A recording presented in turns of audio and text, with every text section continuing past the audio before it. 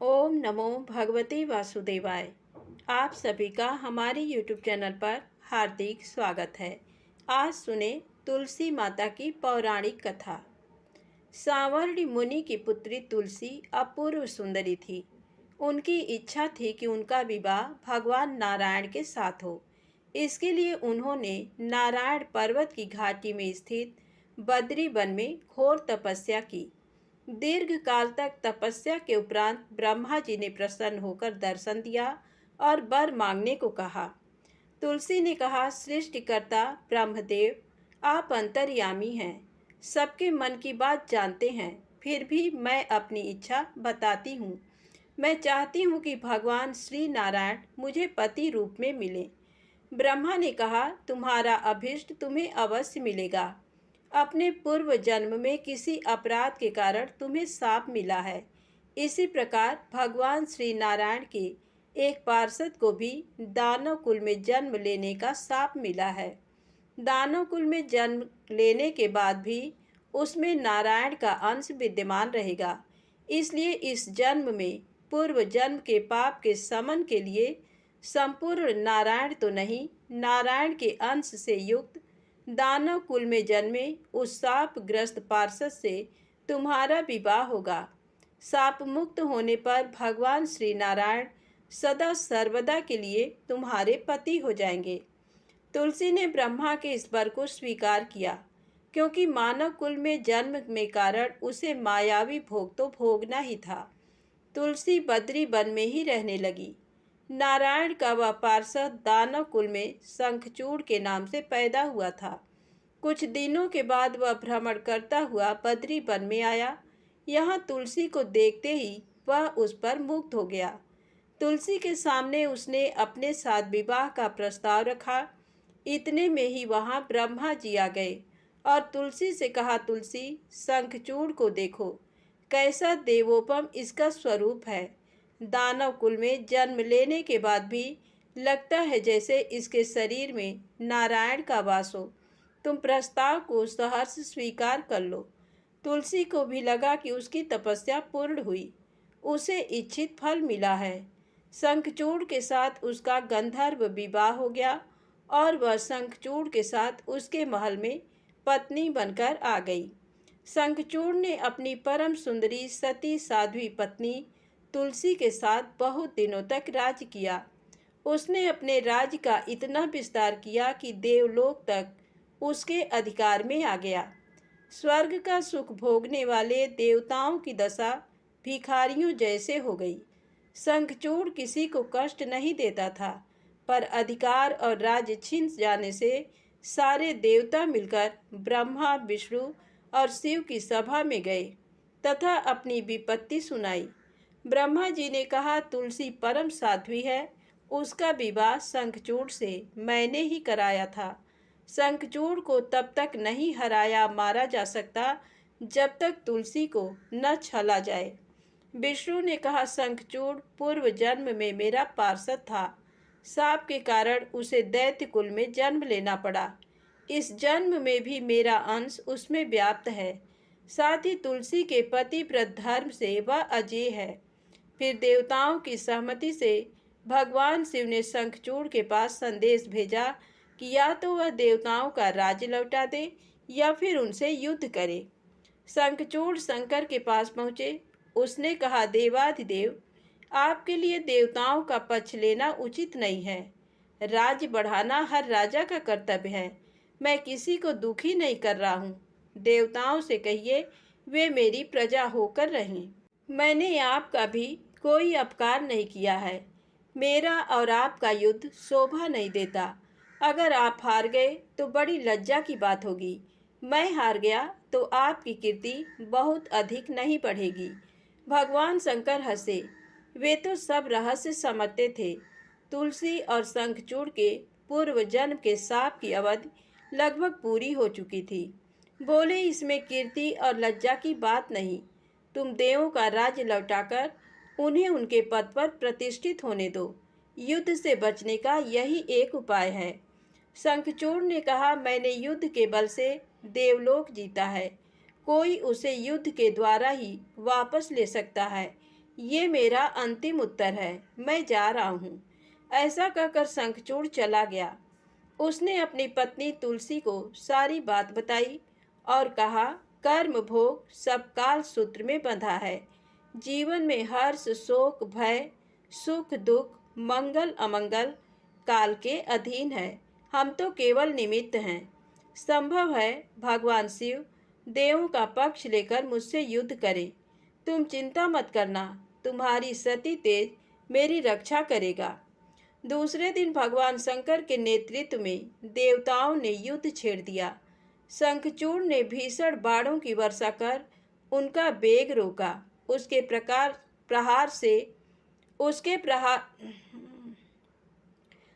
प्रहार से देवता डगमगाने लगे।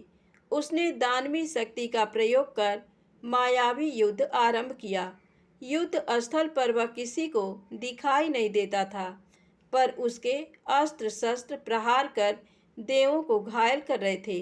देवगण अपने अस्त्र चलाएं तो किस पर चलाएं, क्योंकि कोई शत्रु सामने था ही नहीं। कई दिनों तक इस तरह भयंकर युद्ध चला। शंखचूड़ पराजित नहीं हुआ। तब शिव ने विष्णु से कहा, विष्णु कुछ उपाय करो। विष्णु भगवान ने सोचा, बल से तो शंखचूड़ को हराया नहीं जा सकता, इसलिए छल का सहारा लेना होगा। उन्होंने तुरंत अपना स्वरूप शंखचूड़ जैसा बनाया और अस्त्र शस्त्र से सज्जित हो तुलसी के पास आए। बोले, प्रिय, मैं युद्ध जीत गया। सारे देवता भगवान शंकर समेत हार गए। इस खुशी में आओ, मैं तुम्हें अंक से लगा लूं। पति को प्रत्यक्ष खड़ा देख तथा विजय का समाचार सुन वह दौड़कर मायावी शंखचूड़ के गले से लिपट गई। इस प्रकार पति पत्नी दोनों ने आलिंगन हो खूब खुशी मनाई। पर पुरुष के साथ इस प्रकार के व्यवहार से उसका सती तेज नष्ट हो गया। उसका सती तेज जो शंखचूड़ की कवच के रूप में रक्षा कर रहा था, वह कवच नष्ट हो गया। शंखचूड़ शक्तिहीन हो गया। ये जानते ही भगवान शंकर ने अपने त्रिशूल से प्रहार किया। त्रिशूल के लगते ही शंखचूड़ जलकर भस्म हो गया। शंखचूड़ के मरने को जानकर विष्णु अपने असली स्वरूप में आ गए।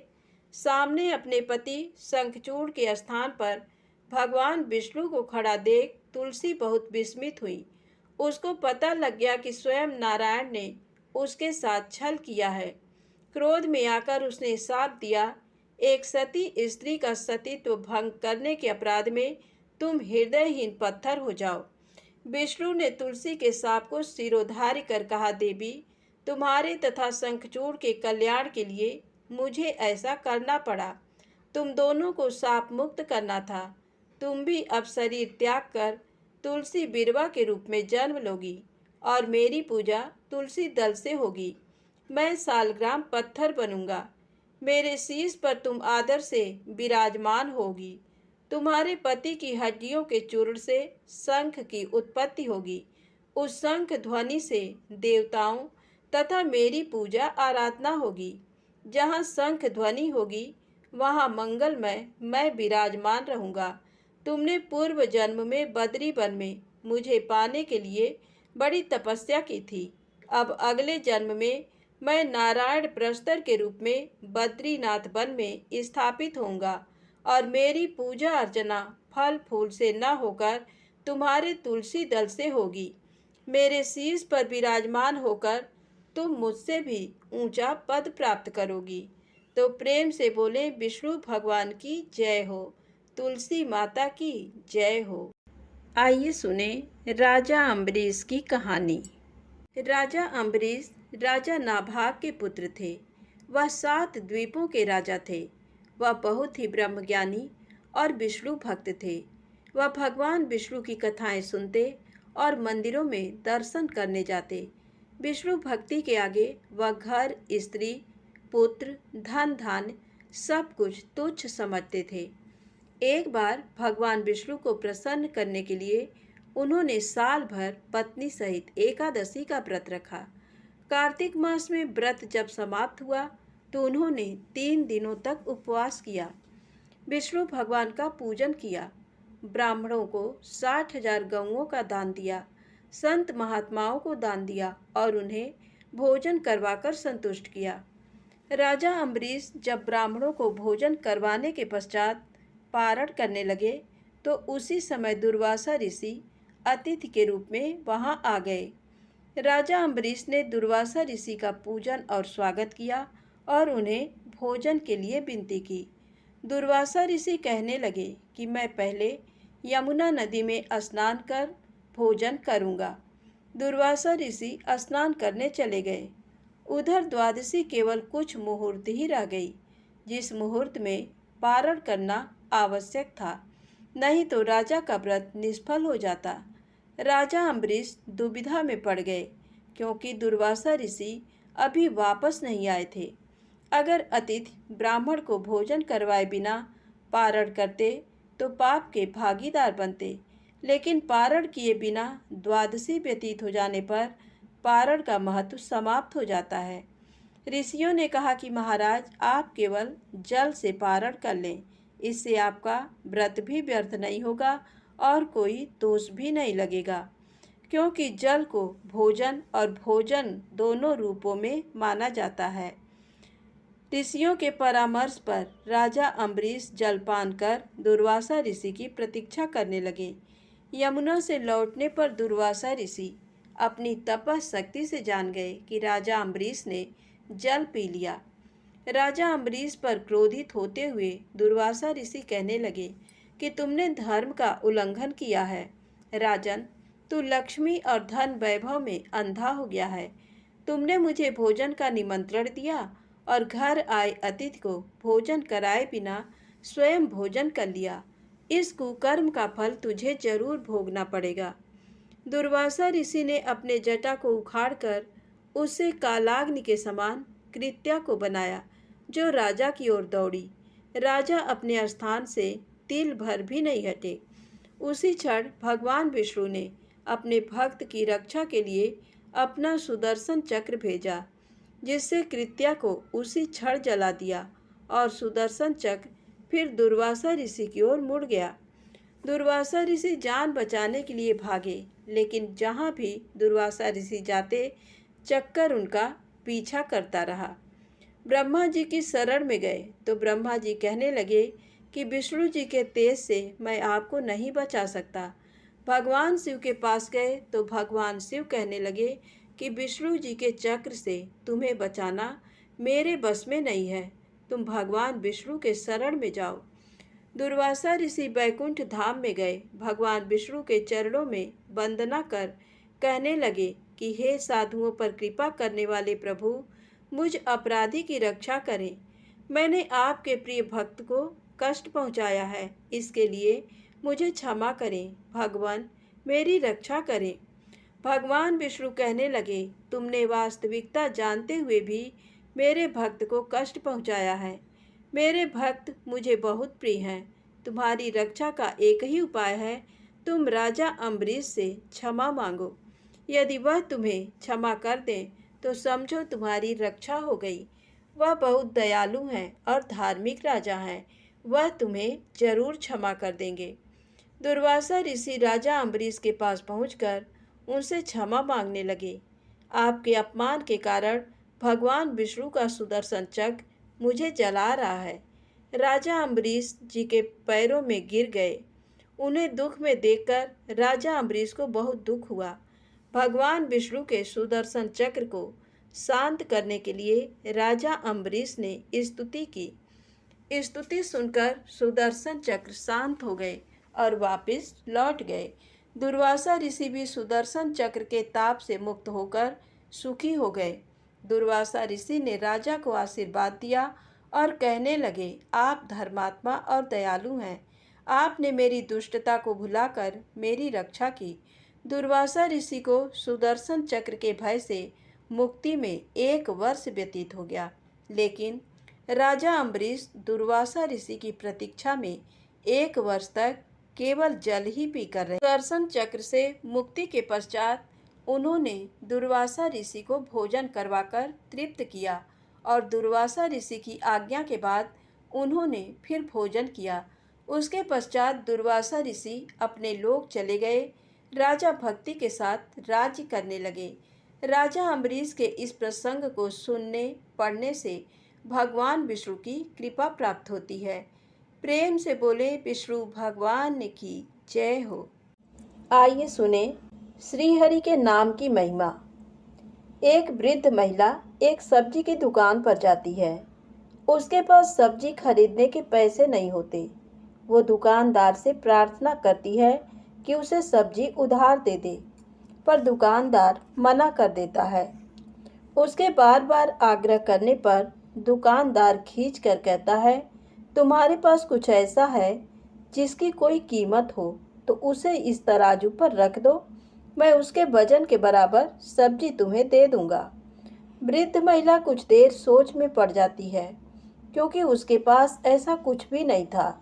कुछ देर सोचने के बाद वह एक मुड़ा तुड़ा कागज का टुकड़ा निकालती है और उस पर कुछ लिखकर तराजू पर रख देती है। दुकानदार ये देखकर हंसने लगता है। फिर भी वह थोड़ी सब्जी उठाकर तराजू पर रखता है। आश्चर्य, कागज वाला पलड़ा नीचे रहता है और सब्जी वाला ऊपर उठ जाता है। इस तरह वो और सब्जी रखता जाता है, पर कागज वाला पलड़ा नीचे नहीं होता। तंग आकर दुकानदार उस कागज को उठाकर पढ़ता है और हैरान रह जाता है। कागज पर लिखा था, हे श्री कृष्णा, तुम सर्वज्ञ हो, अब सब कुछ तुम्हारे हाथ में है। दुकानदार को अपनी आंखों पर यकीन नहीं हो रहा था। वो उतनी सब्जी वृद्ध महिला को दे देता है। पास खड़ा एक अन्य ग्राहक दुकानदार को समझाता है कि दोस्त, आश्चर्य मत करो, केवल श्री कृष्ण ही जानते हैं कि प्रार्थना का क्या मोल होता है। वास्तव में प्रार्थना में बहुत शक्ति होती है, चाहे वो 1 घंटे की हो या 1 मिनट की। यदि सच्चे मन से की जाए तो ईश्वर अवश्य सहायता करते हैं। तो प्रेम से बोलें, राधे राधे, जय श्री कृष्णा। अब आइए सुने मनोकामनाओं को पूर्ण करने वाली गणेश जी की पौराणिक कथा। गणेश जी रिद्धि सिद्धि के दाता और विघ्न विनाशक देवता हैं, जो पूजा अर्चन से प्रसन्न होकर भक्त की हर बाधा को दूर कर सुख, सौभाग्य और धन धान्य के भंडार भर देते हैं। उनकी दयाशीलता व दानशीलता को लेकर काफी कथाएं भी प्रचलित हैं, जिनमें एक बुढ़िया से खीर खाने की लोक कथा काफी प्रसिद्ध है। आज आइए जानते हैं गणेश जी की बुढ़िया से खीर खाने की कथा। एक बार भगवान गणेश बाल रूप में चुटकी भर चावल और चम्मच में दूध लेकर पृथ्वी लोक में निकले। वे सबको अपनी खीर बनाने को कहते जा रहे थे, पर सबने उनकी बात को अनदेखा किया। इसी दौरान एक गरीब बुढ़िया ने उनकी खीर बनाना स्वीकार कर एक भगोना चूल्हे पर चढ़ा दिया। इस पर गणेश जी ने घर का सबसे बड़ा बर्तन चूल्हे पर चढ़ाने को कहा। बुढ़िया ने बाल लीला समझते हुए घर का बड़ा भगोना उस पर चढ़ा दिया। कुछ देर में ही एक चमत्कार हुआ। गणेश जी के दिए चावल और दूध बढ़ गए और पूरा भगोना उससे भर गया। इसी बीच गणेश जी नहाने के बाद खीर खाने की बात कहते हुए वहां से चले गए। पीछे से बुढ़िया के पोते पोती आए तो भूख लगने पर बुढ़िया ने उन्हें वह खीर खिला दी। खीर बनते देख पड़ोसन को भी बुढ़िया ने कटोरा भरकर खीर दे दी। बेटे की बहू ने भी चुपके से एक कटोरा खीर खाने के साथ एक कटोरा खीर छिपा दिया। इसके बाद भूख लगी तो बुढ़िया ने भी खाने के लिए खीर हाथ में ले ली और बोली, आ जा रे गणेशिया, खीर खा ले। तभी गणेश जी वहां पहुंच गए और बोले कि मैंने तो खीर पहले ही खा ली। जब बुढ़िया ने पूछा कि कब खाई, तो वे बोले कि जब तेरे पोते पोती पड़ोसन व बहू ने खाई तभी मेरा पेट भर गया। इसके बाद जब बुढ़िया ने बाकी बची खीर के उपयोग के बारे में पूछा तो गणेश जी ने उसे नगर में बांटने को कहा। जब बुढ़िया ने खीर बांटी तो राजा को भी इसका पता लग गया। इस पर उसने बुढ़िया को अपने दरबार में बुला लिया। सारा माजरा जानकर उसने बुढ़िया का खीर का भगोना अपने पास मंगा लिया। पर राजा के महल में जैसे ही वह पहुंचा तो उसमें कीड़े मकोड़े व जहरीले जानवर गिर गए। ये देख राजा ने वह बर्तन वापस बुढ़िया को दे दिया, जो उसके घर ले जाते ही वापस पहले जैसा हो गया। इसके बाद बुढ़िया ने फिर गणेश जी से बची हुई खीर के उपयोग के बारे में पूछा तो उन्होंने झोपड़ी के कोने में गाड़ देने को कहा। ऐसा कर बुढ़िया रात को सो गई और गणेश जी उसकी झोपड़ी को लात मारते हुए अंतर ध्यान हो गए। अगले दिन जब बुढ़िया उठी तो उसे अपनी झोपड़ी महल में बदली हुई और खीर के बर्तन सोने जवाहरातों से भरे मिले। गणेश जी की कृपा जानकर बुढ़िया काफी प्रसन्न हो गई। हे गणेश जी महाराज, आपने जैसा फल बुढ़िया को दिया वैसा सबको देना। कथा कहने वाले व हुंकार भरने वाले और आसपास के सुनने वाले सबके भंडारे भरना। तो प्रेम से बोले गणेश जी महाराज की जय हो।